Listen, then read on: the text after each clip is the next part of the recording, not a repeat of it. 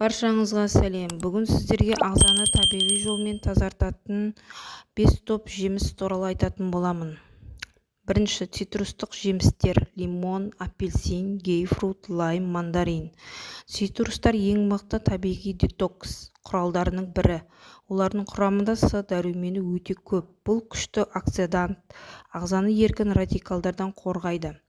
Лимон қышқылы бауырдың ферменттерін белсендіреді, өттің бөлінуін жақсартады. Таңертең лимон қосылған жылы су ішу бауырды, ішекті оятуға және шлактарды шығаруға көмектеседі.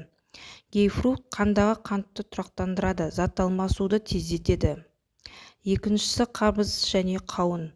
Бұл екі жеміс судың табиғи көзі, 90% су.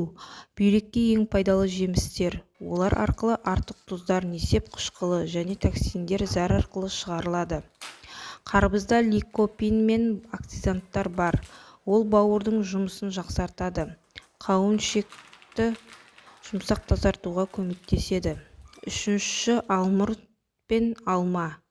Олар пектин мен еритін талшықтарға өте бай. Олар ішекті тазалап, ас қорыту жолынан шлактарды сіңіріп шығарады. Алма бауыр мен ішектің негізгі көмекшісі.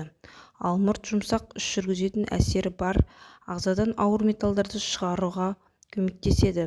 Тамақтан кейін бір алма жеу күнделікті детокс әсерін береді. Төртінші, жүзім. Актоциан, расфарол секілді оксиданттарға өте бай. Қан тамырларын тазартады. Бауырды қорғайды, жүрекке пайдалы. Жүзім шырыны немесе ашқарынға жүзім жеу бауыр мен бүйрекке арналған табиғи щетка сияқты әсері береді.